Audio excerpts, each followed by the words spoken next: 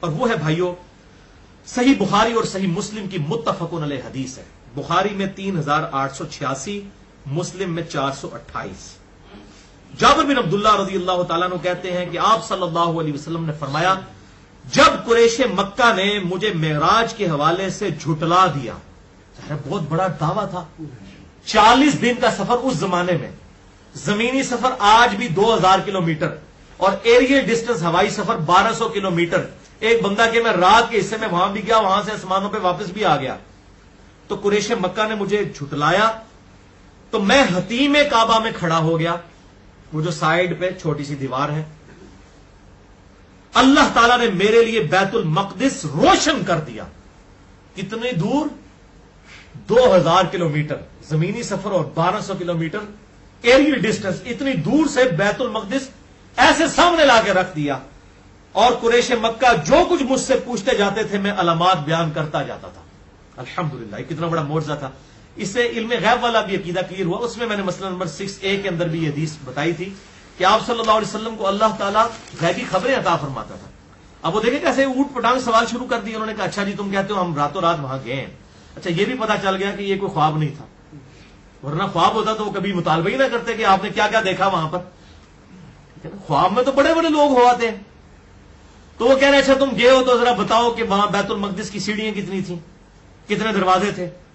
آپ اندازہ کریں ایک بندہ اگر ایک رات کے لیے زندگی میں پہلی اور آخری دفعہ وہاں پر گیا ہے تو اس کو یہ آپ کی اکیڈمی کی جو سیڑھی ہے میں کچھ 4 سال سے چڑھ رہا ہوں، آپ مجھے پوچھیں کتنی سیڑھی میں نہیں بتا سکتا، حالانکہ میں سینکڑوں دفعہ چڑھ چکا ہوں. آپ صلی اللہ علیہ وسلم ایک دفعہ گئے ہیں. اب جب یہ سوال کرنے شروع کیے تو ظاہر ہے آپ صلی اللہ علیہ وسلم کیسے اس نظر سے تو آپ نے وہ چیزیں یاد نہیں کی ہوئی تھی. تو بخاری اور مسلم کے الفاظ ہیں بیت المقدس میرے لیے روشن کر دیا گیا. وہ پوچھتے جاتے تھے میں دیکھ کے بتاتا جاتا تھا. الحمدللہ. بلکہ صحیح مسلم میں الفاظ ہیں انٹرسٹنگ 430 نمبر حدیث کہ رسول اللہ صلی اللہ علیہ وسلم فرماتے ہیں میں نے اپنے آپ کو حتیم میں کھڑا کیا جب قریش مکہ نے مجھ سے میرے سفر معراج کے متعلق سوال کیے تو انہوں نے بیت المقدس کی کچھ چیزوں کے متعلق مجھ سے سوالات کرنے شروع کیے لیکن مجھے وہ یاد نہیں تھی. اب خواب ہوتی تو وہ کبھی نہ کہتے، فزیکل ایکسپیرینس تھا تبھی وہ ڈیمانڈ کر رہے تھے، ورنہ کہتے خواب ہے جی چھڈو پرے. اتنی جو ہلچل مچ گئی اور اتنے لوگ جمع ہو گئے ان کا جی اچھا جی تھی گئے ہو دسو تھے کہ تک کہہ جائے. اب کئی لوگ ایسے بھی تھے جو بیت المقدس جایا کرتے تھے یروشلم میں تجارت کے لیے، کیونکہ مکے کے لوگوں کا تو کاروبار ہی تجارت تھا، ان کے وہاں تو کوئی چیز نہیں اگتی تھی، وہ اپنی چیزیں ہی وہاں لے کے جایا کرتے تھے. اون وغیرہ یہاں سے لے جاتے تھے، وہاں سے باقی چیزیں لے آتے تھے، جو بارٹر سسٹم ہے چیز کے بدلے چیز. تو ان کا اچھا جی اب وہ خصوصاً جو اس قسم کے فنیر قسم کے لوگ ہوں گے جو زیادہ سفر میں کرنے ہوتے اگے کیا ہوں گے آج دسوں کہ تک تھی ہوتے. تو صحیح مسلم 430 نمبر حدیث کے الفاظ ہیں آپ صلی اللہ علیہ وسلم فرمایا میں اس قدر غمگین ہوا کہ اس طرح کا غم مجھے اس سے پہلے کبھی نہیں ہوا تھا. غم کیوں ہو گیا؟ کہ میں سچا پیغمبر ہوں. اب یہ سوال اس طرح کے مجھ سے پوچھ رہے ہیں، اس نظر سے تو میرا وہ وزٹ ہی نہیں تھا. مجھ سے تو یہ پوچھو کہ میری انبیاء سے ملاقات ہوئی، جو میں نے ایکسپیرینس کیا.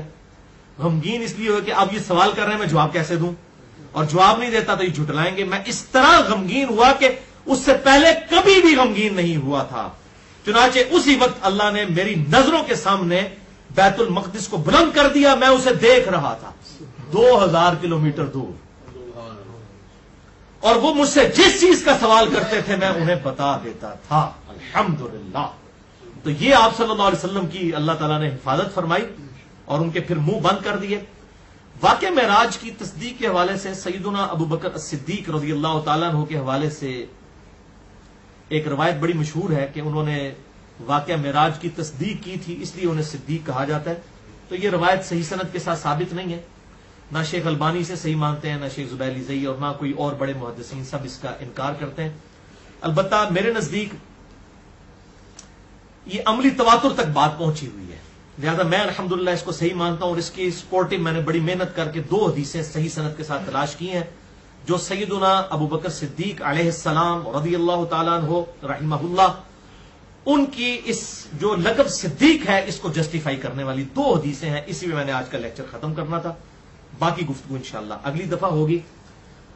تو وہ 2 حدیثیں ہیں. پہلی حدیث مسند ابی یعلا میں ہے انٹرنیشنل نمبر کے مطابق 4084 نمبر کے سیدنا ابو بکر صدیق رضی اللہ تعالیٰ عنہ نے آپ صلی اللہ علیہ وسلم سے بیت المقدس کے نشانات پوچھے کہ یا رسول اللہ صلی اللہ علیہ وسلم آپ بیت المقدس گئے ہیں تو آپ نے کیا وہاں دیکھا؟ تو آپ صلی اللہ علیہ وسلم نے وہ وہاں کی نشانیاں جب بیان کی تو سیدنا ابو بکر الصدیق رضی اللہ تعالیٰ عنہ نے کہا کہ اے اللہ کے محبوب صلی اللہ علیہ وسلم، میں آپ کی تصدیق کرتا ہوں اور گواہی دیتا ہوں کہ آپ بالکل سچ کہہ رہے ہیں۔ اسی حدیث میں الفاظ ہیں کیونکہ ابو بکر نے بیت المقدس دیکھ رکھا تھا۔ حضرت ابو بکر صدیق بھی تاجر تھے، انہوں نے فزیکلی بیت المقدس دیکھا ہوا تھا۔ انہوں نے کہا یا رسول اللہ سب سے پہلے میں آپ کی گواہی دوں گا، آپ جو نشانیاں بیان کر رہے ہیں یہ امپاسبل ہے، کوئی شخص جو وہاں پر نہ گیا ہو اور اس طرح کی نشانیاں بیان کر دے، یہ آپ کے پیغمبر ہونے کی دلیل ہے الحمدللہ۔ اور دوسری حدیث، اس کے ضعیف طرق بھی ہے لیکن میں صحیح طرق بیان کر رہا ہوں، یہ وہی حدیث ہے جو میں نے بیت اللحم طور سینا اور مسجد جو مدینہ شریف میں آپ صلی اللہ علیہ وسلم کو نماز پڑھائی گئی تھی ہجرت سے پہلے سفر معراج کے دوران، وہی حدیث ہے یہ۔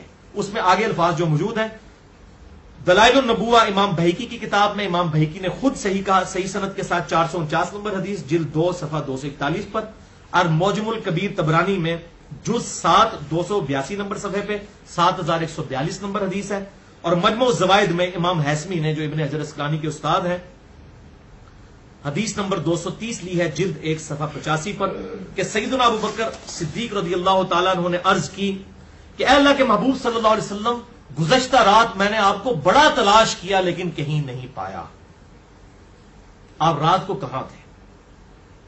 تو آپ صلی اللہ علیہ وسلم نے فرمایا کہ میں رات کو بیت المقدس تھا۔ اللہ اکبر، جو کہ 1 مہینے کی مسافت، کم از کم 40 دن کی مسافت اس وقت، ابھی بھی کوئی کم نہیں ہے، 2000 کلومیٹر پیدل سفر ہے، گاڑی میں بھی کریں تو کتنا ٹائم لگے گا، ایریل ڈسٹینس بھی 1200 کلومیٹر ہے۔ سیدنا ابو بکر نے عرض کیا اللہ کے محبوب صلی اللہ علیہ وسلم کچھ نشانیاں بیان کیجئے بیت المقدس کو۔ یہ اس لیے نہیں تھا کہ کوئی شک تھا، اپنا ایمان تازہ کرنے کے لیے، جیسے سورۃ البقرہ میں آتا ہے کہ اللہ تعالیٰ سے ابراہیم علیہ السلام نے عرض کیا اللہ تو مردوں کو زندہ کرے گا؟ اللہ تعالیٰ نے کہا تیرا یقین نہیں ہے کیا؟ نہیں، یقین ہے لیکن دل کے اطمینان کے لیے۔ پھر کہا 4 پرندے پالو۔ ابراہیم علیہ السلام کے تو ایمان پہ کوئی شک نہیں کر سکتا، انہوں نے بھی حق الیقین تک پہنچنے کے لیے وہ فزیکل ڈیمانسٹریشن دیکھی۔ یہاں پہ بھی حضرت ابوبکر صدیق نے اپنے ایمان کو حق الیقین تک پہنچانے کے لیے سوال کیا، معاذ اللہ کسی نیگیٹو انٹینشن سے سوال نہیں تھا۔ یا رسول اللہ نشانیاں بیان کیجئے۔ تو آپ صلی اللہ علیہ وسلم کے سامنے بیت المقدس کو کر دیا گیا۔ حضرت ابوبکر نے پوچھا، اللہ تعالیٰ نے سامنے کر دیا بیت المقدس۔ ہاں جی، پوچھ کے کچھ پوچھے گا، سب کچھ دسیا جائے گا۔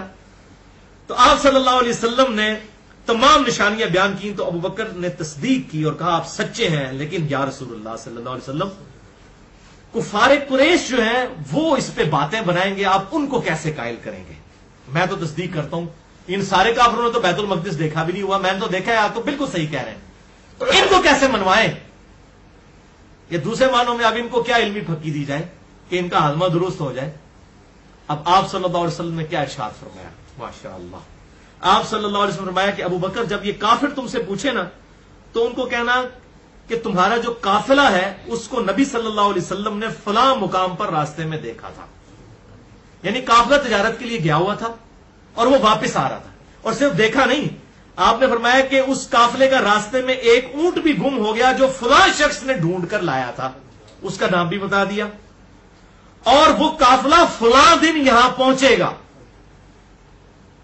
اب یہ ساری غیبی خبریں اللہ کے بتائے بغیر کوئی انسان نہیں بتا سکتا، اور یہاں پر بھی بات ختم نہیں، تمہارا وہ قافلہ فلاں دن یہاں پہنچے گا، اور جب وہ قافلہ یہاں پہنچے گا سب سے آگے وہ اونٹ ہوگا جس کی رنگ گندمی ہوگا اور اس کی پیٹھ پر 2 سیاہ بوریاں بھی لدی ہوئی ہوں گی، یہ لیڈ کر رہا ہوگا اونٹ جو اس قافلے میں آگے ہوگا، اور فلاں دن کو پہنچے گا۔ چلو بندہ یہ کہہ سکتا ہے راستے میں تھا، نہیں، بالکل ٹائنیز ڈیٹیل تک۔